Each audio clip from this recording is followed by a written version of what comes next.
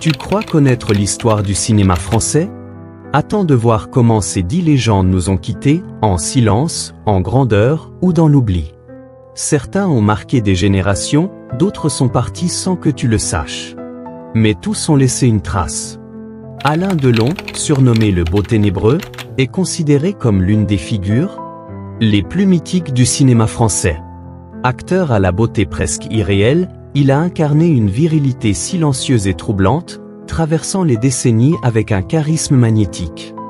Dès ses débuts dans les années 1950, Delon attire l'attention des plus grands réalisateurs.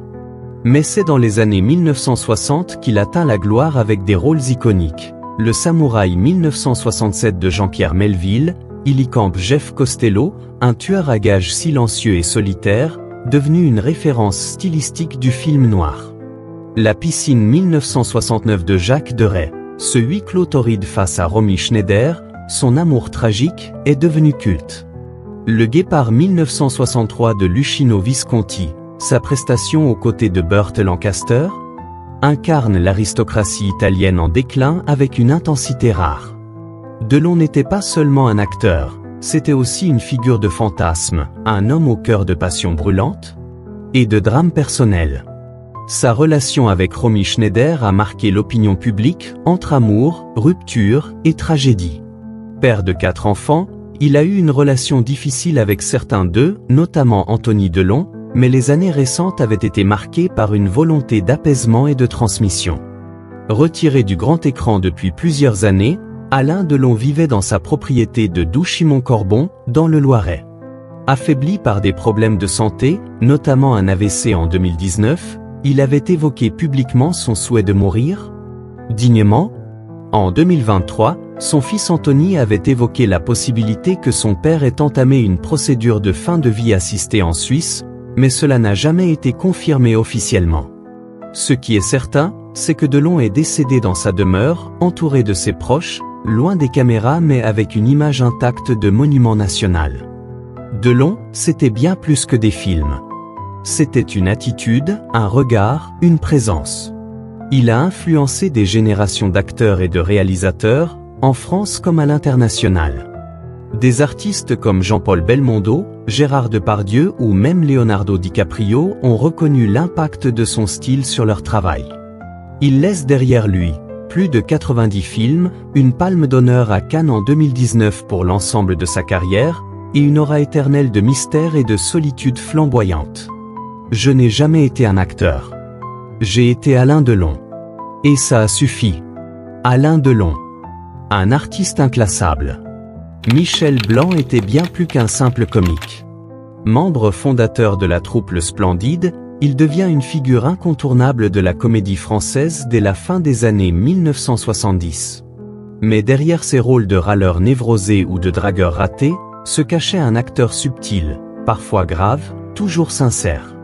Avec Les Bronzés 1978, Le Père Noël est une ordure 1982, ou encore Viens chez moi, j'habite chez une copine, il devient une icône du rire français, tout en imposant un personnage à contre-courant des héros virils de l'époque, maladroit, complexé, souvent ridicule, mais touchant. Michel Blanc ne s'est jamais laissé enfermer dans la case du comique. Dès les années 1980, il entame un virage vers des rôles plus sombres, explorant des personnages fragiles, dérangeants, profondément humains. Tenue de soirée 1986 de Bertrand Blier lui, vaut le prix d'interprétation masculine à Cannes, une récompense rare pour un acteur de comédie. Il enchaîne avec des œuvres fortes comme Monsieur Ailleurs 1989 de Patrice Lecomte, où il livre une performance glaçante, pleine de retenue. Blanc passe aussi derrière la caméra avec succès.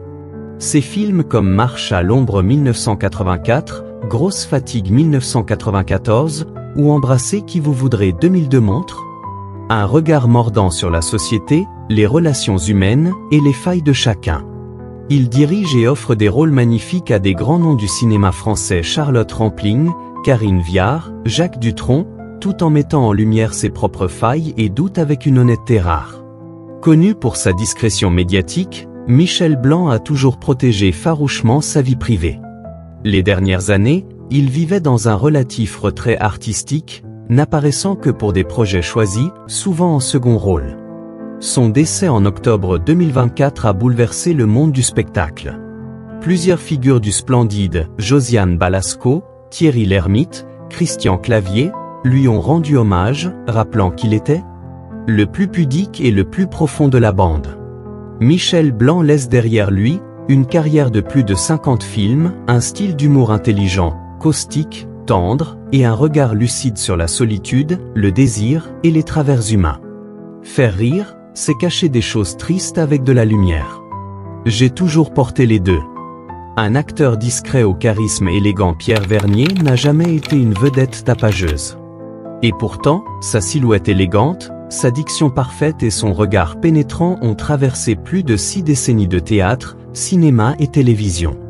Il incarnait le comédien de grande classe, fidèle à l'art du texte, au respect de la langue française et à la rigueur du jeu. Formé au Conservatoire national supérieur d'art dramatique, il débute sur scène dans les années 1950, notamment dans les classiques de Molière, Racine ou Beaumarchais. Il restera toute sa vie un amoureux du théâtre, y revenant régulièrement entre 2 films ou séries. Pierre Vernier fut aussi un fidèle complice de Jean-Paul Belmondo, qu'il rencontre dans les années 1960. Ensemble, ils tourneront plusieurs films, notamment sous la direction de Georges Lautner, Henri Verneuil et Philippe de Broca. Avec sa classe naturelle et son regard d'acier, il excellait dans les rôles de commissaires, magistrats, médecins ou généraux. Des personnages d'autorité, toujours teintés d'ambiguïté.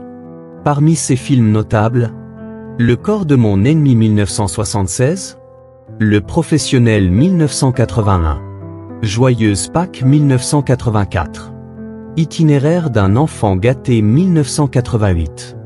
Dans les années 1990 à 2000, Pierre Vernier devient un visage familier du petit écran, avec des rôles récurrents dans des séries à succès comme Navarro Julie, Lescaut les Cordiers, Juge et flic.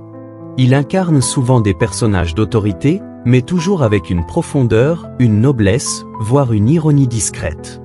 Jusqu'à un âge très avancé, Pierre Vernier est resté actif, aussi bien sur scène qu'à la télévision.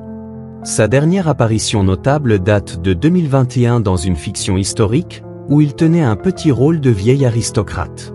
Il s'est éteint paisiblement dans le Gers, où il s'était retiré, entouré de sa famille. Le monde du théâtre lui a rendu hommage comme l'un des derniers géants du jeu classique, un passeur d'exigence et d'élégance. Ses anciens partenaires l'ont salué comme un homme discret, cultivé, fidèle à ses valeurs et à ses amis. On peut jouer sans bruit. Il suffit d'être juste. Le héros romantique des années 60 Gérard Baret fut l'une des grandes figures du cinéma populaire français des années 1960, une époque où l'aventure, le panache et les duels faisaient vibrer le public. Avec sa stature athlétique, son sourire charmeur et son regard déterminé, il incarne pendant près d'une décennie le héros de cape et d'épée par excellence. Il a interprété des personnages mythiques avec une énergie flamboyante et une élégance naturelle, dans des productions très appréciées du grand public. Le Chevalier de Pardaillan 1962. Les Trois Mousquetaires 1961, où il incarne D'Artagnan Surcouf, Le Tigre des Sept Mers 1966, Le Bossu 1960. Les Aventures de Salavin 1964. À la différence de certains de ses contemporains, Gérard Baret n'a pas poursuivi une carrière prolongée au sommet. Dès la fin des années 1960, il s'éloigne peu à peu des premiers rôles, en partie par lassitude du type de personnage qu'on lui propose, mais aussi par choix personnel. Il se consacre davantage à sa vie privée, à ses voyages, et à des projets moins médiatisés. Malgré tout, il laisse une empreinte forte dans la mémoire collective, celle d'un cinéma d'aventure aujourd'hui disparu. Après plus de 20 ans d'absence, Gérard Baret revient sur les écrans en 2005 dans le film Les Amants de la Dent Blanche, mais reste discret. Il vivait depuis plusieurs années en Espagne, à Marbella, où il s'était retiré pour profiter d'une retraite paisible au bord de la mer. Son décès à 92 ans, en février 2024, a été salué par les amateurs de cinéma classique, les historiens du 7e art et les passionnés de cape et d'épée. Des hommages lui ont été rendus pour avoir représenté une forme de virilité romanesque, généreuse et pleine d'idéal, une figure rare à l'écran aujourd'hui. Une dizaine de rôles majeurs dans le cinéma d'aventure français, une figure emblématique des après-midi de rediffusion à la télévision, l'un des derniers représentants du cinéma d'évasion populaire des années 60. Le héros, ce n'est pas celui qui fait le plus de bruit. C'est celui qui fait rêver. Un rôle inoubliable dans l'histoire du cinéma. Patrick Auffay n'a tourné que dans quelques films, mais son visage reste immortalisé dans l'une des œuvres fondatrices de la nouvelle vague française. Les 400 coups 1959 de François Truffaut. À seulement 13 ans, il y incarne René Biget, le meilleur ami d'Antoine Doinel, joué par Jean-Pierre Léaud. Ensemble, ils fuient l'école, errent dans les rues de Paris, mentent aux adultes et rêvent de liberté. Leur amitié juvénile, filmée avec une vérité bouleversante, a marqué des générations de spectateurs. Après ce coup d'éclat, Patrick Auffay rejoue René dans Antoine et Colette 1962, le deuxième volet de la saga Doinel. Mais contrairement à Jean-Pierre Léaud, qui devient le double cinématographique de Truffaut pendant plus de 20 ans, Auffay quitte le monde du cinéma peu après. Les raisons ? Un choix personnel. Il préfère une vie discrète, loin des caméras, et poursuit des études classiques. Il ne cherche jamais à revenir sous les projecteurs. Installé en région parisienne, Patrick Auffay mène une carrière dans le privé et reste extrêmement discret. Il accepte rarement de parler de son expérience de tournage, mais conserve de très bons souvenirs de François Truffaut, qu'il décrit comme doux, intelligent, attentif aux enfants. Il meurt le 24 août 2024 à Orsay, dans un silence presque conforme à sa vie d'après-cinéma. Mais les cinéphiles du monde entier saluent l'enfant fugueur au regard mélancolique, celui qui, à travers Truffaut, a exprimé le cri silencieux de toute une jeunesse oubliée. Son rôle dans les 400 coups est enseigné dans les écoles de cinéma. Du monde entier, il demeure un symbole. De l'enfance blessée et libre au cœur de la nouvelle vague, il rappelle que même une carrière courte peut laisser une trace éternelle. Patrick Auffay avait ce mélange rare de silence et de profondeur qui rend un personnage inoubliable. Une icône du petit écran, Patrice Laffont restera dans les mémoires comme l'une des figures les plus élégantes et populaires de la télévision française, dont la voix chaleureuse et le regard complice ont accompagné plusieurs générations de téléspectateurs. Issu d'un milieu artistique, fils du célèbre éditeur Robert Laffont, il se dirige vers le théâtre puis la télévision dans les années 1970. Son charme naturel, son humour et son professionnalisme en font rapidement un présentateur incontournable. Patrice Laffont a marqué les esprits avec plusieurs émissions emblématiques, des chiffres et des lettres. 1972-1989, il en fait un programme familial de référence. Pyramide 1991-2000, jeu de mots culte, Laffont y excelle dans l'art de la complicité avec les candidats et les maîtres mots. Et surtout Fort Boyard 1990 ou 1999, il en est le visage fondateur, avec sa voix grave résonnant dans les pierres du fort, et son attitude de maître du jeu à la fois exigeant et bienveillant. Mais Laffont, c'était aussi un comédien de théâtre et de cinéma dans les années 60 à 70, un passionné de radio, un homme de lettres, amoureux du mot juste, toujours en quête de jeux intellectuels et de culture populaire. Il était apprécié pour son esprit fin, sa courtoisie naturelle, et sa capacité à faire briller les autres plus que lui-même. Retiré des plateaux depuis le début des années 2010, il avait transmis sa passion à sa fille Axelle Laffont, humoriste et comédienne. Son décès a été annoncé le 7 août 2024, dans une grande émotion. De nombreux hommages lui ont été rendus, saluant un monument de télévision, élégant, drôle et humain. Plus de 40 ans de carrière télévisuelle, une image de rigueur, bienveillance et intelligence à l'écran, le souvenir d'un homme qui a su allier culture et divertissement. Faire de la télévision, ce n'est pas briller. C'est faire briller les autres. Une vie de cinéma longue d'un siècle. Micheline Presse l'appartenait à l'âge d'or du cinéma français, celui d'avant la nouvelle vague, quand les actrices étaient encore appelées les stars, et que leur nom suffisait à attirer les foules dans les salles. Dès les années 1930, elle brille à l'écran avec une beauté singulière, douce mais déterminée, qui lui permet d'incarner des femmes fortes, mystérieuses ou bouleversées. Elle collabore avec les plus grands, autant Lara, Clouzot, Allégret, Jean Delannoy. Parmi ses œuvres les plus emblématiques, Falbala 1945 de Jacques Becker, elle y incarne une muse fragile dans l'univers de la haute couture. Le Diable au corps 1947, où elle partage l'affiche avec Gérard Philippe dans une histoire d'amour scandaleuse. La ligne de démarcation 1966 de Claude Chabrol, où elle joue avec une dignité poignante une résistante en temps d'occupation. Dans les années 1950, Micheline Pressle tente l'aventure hollywoodienne, sous le nom américanisé de Micheline Prell, et tourne notamment avec John Garfield et Errol Flynn. Elle revient finalement en France, préférant la profondeur du jeu au glamour du système hollywoodien. Pressle n'a jamais été prisonnière de son image. En vieillissant, elle accepte des rôles audacieux, parfois décalés ou provocateurs, notamment sous la direction de jeunes cinéastes comme Jean-Paul Siverac ou Bertrand Blier. Elle milite aussi activement pour la mémoire du cinéma français, siégeant dans des jurys, soutenant la Cinémathèque et donnant de nombreuses conférences. Jusqu'à un âge avancé, elle garde sa verve, sa lucidité, son élégance naturelle. Micheline Pressle est décédée en février 2024, dans une sérénité remarquable, entourée de sa fille Toni Marshall, réalisatrice oscarisée, décédée en 2020. Plus de 100 films entre 1938 et les années 2010. Une figure de la féminité française subtile, cultivée, engagée un lien vivant entre les débuts du cinéma parlant et le XXe siècle. Le vrai luxe dans la vie, c'est de vieillir libre, sans renier celle qu'on a été. L'homme à la voix de Rambo et Rocky. Tu ne voyais pas toujours son visage, mais tu entendais sa voix. Grave, puissante, inimitable.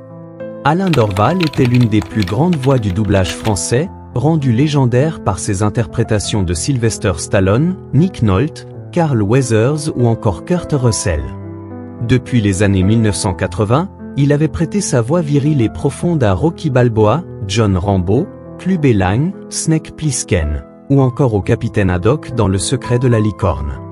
Il incarne, dans l'imaginaire collectif, le courage, la rage, la douleur contenue et la ténacité, au fil de milliers d'heures de doublage. Formé au Conservatoire national d'art dramatique, Alain Dorval commence par le théâtre et la télévision. Mais c'est dans les studios de doublage qu'il se révèle être une véritable icône. Sa voix devient vite une marque de fabrique, au point que lorsque Stallone n'était pas doublé par Dorval, notamment sur Rocky Balboa en 2006, le public s'en indignait. Il était aussi très actif dans les séries animées Les Simpsons, Batman, les maîtres de l'univers les jeux vidéo. Les bandes-annonces de films, où sa voix imposait immédiatement l'attention ou l'héroïsme, il ne jouait pas devant la caméra, mais il habitait chaque réplique comme un acteur à part entière, incarnant les émotions avec une intensité brute. Alain Dorval défendait ardemment la reconnaissance du métier de doubleur, qu'il considérait comme un art exigeant, souvent sous-estimé. Il forma aussi de nombreux jeunes comédiens voix off et participait à des rencontres avec les fans.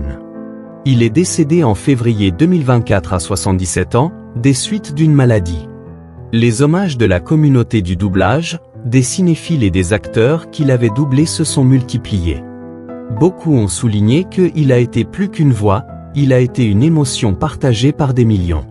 Plus de 40 ans de doublage professionnel voix officielle de Sylvester Stallone, notamment dans Rocky, Rambo, Expendable une référence majeure pour le doublage français, au même titre que Roger Carrel ou Richard Darbois. Le doublage, c'est comme l'ombre d'un acteur. Ça ne se voit pas, mais ça lui donne de l'épaisseur. Une carrière polyvalente et élégante. Jacques Bernard fut un acteur, écrivain, dramaturge, poète et scénariste, à la carrière discrète mais impressionnante. S'il n'a jamais connu le statut de star médiatisée, il fut un pilier du théâtre français, un visage familier du cinéma d'auteur, et une voix marquante de la littérature engagée. Dans les années 1950 à 1980, Jacques Bernard apparaît dans plusieurs films, souvent dans des rôles secondaires mais toujours incarnés avec justesse. On le retrouve dans des films de Claude Chabrol, Jean Delannoy ou André Hunebelle. Parmi ces films notables, Le Bossu 1959, La loi des rues 1956, La vie de Jean-Baptiste Poquelin dit Molière 1966. Son jeu était marqué par la précision du verbe, l'élégance du ton, et une retenue émotionnelle rare, ce qui le rendait particulièrement apprécié des réalisateurs de théâtre filmé ou de drames historiques. Jacques Bernard, c'est aussi une plume reconnue. Il écrit des pièces de théâtre jouées dans les années 1970 et 1980, dont certaines saluées par la critique, des romans et recueils de poésie, dans lesquels il aborde des thèmes comme le deuil, le destin, ou l'injustice. Des chroniques culturelles dans divers journaux spécialisés. Il laisse derrière lui une œuvre écrite dense, marquée par la finesse d'analyse, la beauté de la langue et un regard sensible sur l'humain. Loin des plateaux depuis plusieurs années, Jacques Bernard s'était retiré dans un silence volontaire, préférant la contemplation et l'écriture solitaire à la lumière médiatique. Son décès en février 2024, à 94 ans, a été salué par les milieux littéraires et théâtraux comme la perte d'un homme de culture au sens noble du terme. Une carrière de comédien érudit et discret, tant au cinéma qu'au théâtre, une œuvre écrite qui témoigne d'une sensibilité rare et d'un humanisme profond, un modèle de discrétion artistique et d'intégrité intellectuelle. Les mots ne sont pas faits pour faire du bruit, mais pour résonner longtemps. Une carrière discrète mais passionnée. Stéphane Zabavi n'était pas une star au sens grand public, mais un artiste aux multiples facettes qui a construit sa carrière entre théâtre, télévision, chant et engagement social. Issu d'une formation artistique classique, il commence dans les années 1980 sur les planches, avant de se faire remarquer dans des productions régionales et téléfilms français. Il a souvent joué des rôles de second plans intenses, professeur, avocat, homme tourmenté. Ce sont surtout les amateurs de théâtre contemporain et de fiction sociale qui connaissaient son nom. Passionné de musique, Zabavi était également auteur-compositeur-interprète. Il a sorti plusieurs albums indépendants, souvent à mi-chemin entre la chanson française poétique et les sonorités acoustiques. Ses textes évoquaient la solitude urbaine, le déracinement, l'amour impossible, l'engagement citoyen. Il chantait souvent dans des festivals associatifs et des scènes alternatives, notamment dans le sud de la France et en Belgique. Ces dernières années, Stéphane Zabavi s'était exprimé publiquement sur la précarité des artistes intermittents, dénonçant le manque de reconnaissance pour ceux qui, comme lui, avaient donné leur vie à l'art sans en récolter la gloire. Il travaillait sur un spectacle autobiographique mêlant théâtre et musique lorsqu'il est frappé subitement par un AVC massif. Il décède quelques heures plus tard, laissant une communauté d'artistes endeuillés. Bien qu'il n'ait pas eu de grande couverture médiatique, les hommages sur les réseaux sociaux et dans le milieu artistique indépendant ont souligné la générosité, l'intégrité et la passion de cet homme qui vivait pour l'expression artistique, même loin des projecteurs. Une vingtaine de rôles au théâtre et à la télévision. Des albums autoproduits devenus cultes dans certains milieux artistiques, une mémoire vivante de l'art sans compromis.